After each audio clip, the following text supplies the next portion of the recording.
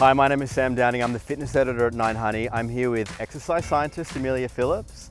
We're going to do some hacks for our core. Now, the core is a funny body part because men can kind of throw whatever they want at their core, but it's not quite the same for women, is it? No, unfortunately for us ladies, when we've had babies, it gets harder and harder to get the core back. I've had 4 and I know that after each child it has been harder and harder, particularly if you've got things like abdominal separation or pelvic floor issues.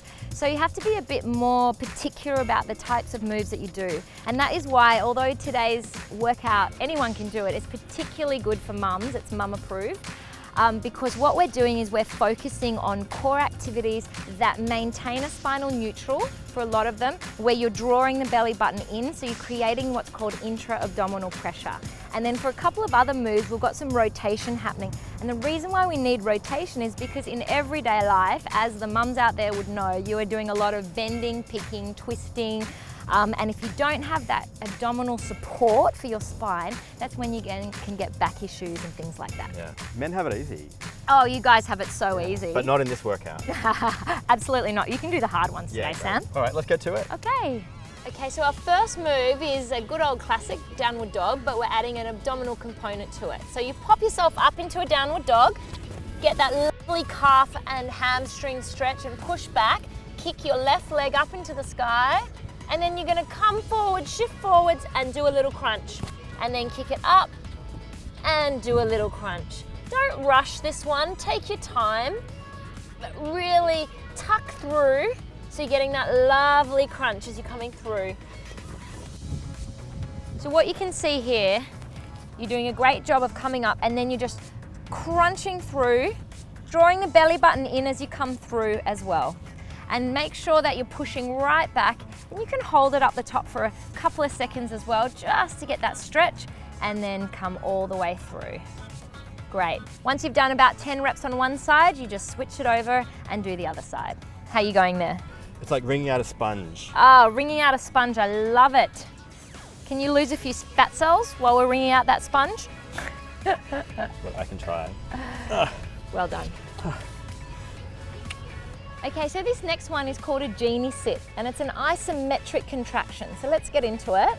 So you're literally leaning backwards until you kind of feel the wobble in your abs, and then you're coming forwards. You've got to lock your butt on for this one.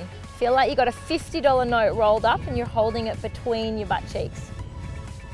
Slow and steady with this one. Yeah, and make sure you're squeezing your shoulder blades together. You have a tendency to kind of want to round when you do this one. It'll really lock those shoulders in place.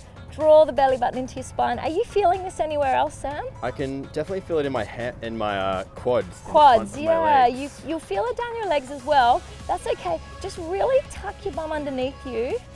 Because it's an isometric hold, it's not like a crunch where you get the burn. It's more of a stabilizing, holding one. Couple more reps. When do I get my 3 wishes? I know. I wish this would end. I wish this would end. I wish this would end. Well, there you go. It has ended. Okay, so this next ab move is a great one, but it does require a little bit of balance. So take your time getting into it. Basically, you're going to hop up onto your toes or your knees in my case, and then pop one hand on your hips. Now lift that hand up, lift your leg up, and we're away. So we're actually working our obliques on both sides. You've got your stabilizer on the bottom oblique or our right oblique, and then on the left one, we're doing an oblique crunch. And I'm up on my toes, but you're on your knees, so you can choose your own difficulty for this one. Absolutely. And you can see that our elbows are directly below the line of our shoulder. You don't want to have them any closer or any further away. Puts too much pressure on the shoulder joint.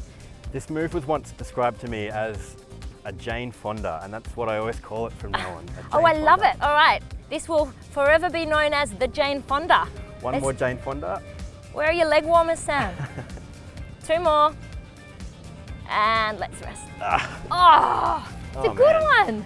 Okay, and our last core move are your windscreen wipers. These are a great one because it's great for your core, but also it stretches out your lower back as well. Shall we do it? Yeah, let's get into it. All right.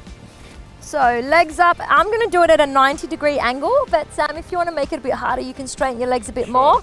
Arms out to the side, relax your head, palms to the ceiling, and we'll go to the right-hand side. And then up to the middle, and just go as far as you feel comfortable. Are you going to kick me in the head, Sam? I hope so, after this hard workout you put me through. And you'll find that you will start to inch your way down the mat. That's just pretty normal. And as you go down, try to get that opposite shoulder glued to the floor. Yeah, that'll really maximize this core workout. Yeah. Keeping that shoulder down. Yeah. And the more you can twist, the more your abs have to work to lift you back up again. Let's go for one more.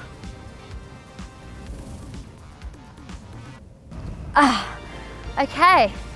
So how'd you feel? Yeah, after those 4 moves, I think I'm really going to feel it tomorrow, but it's definitely a great core strength workout. Yeah, and I feel a lot looser through the back as well, which is always a good feeling. Yeah, awesome. Thank you, Amelia.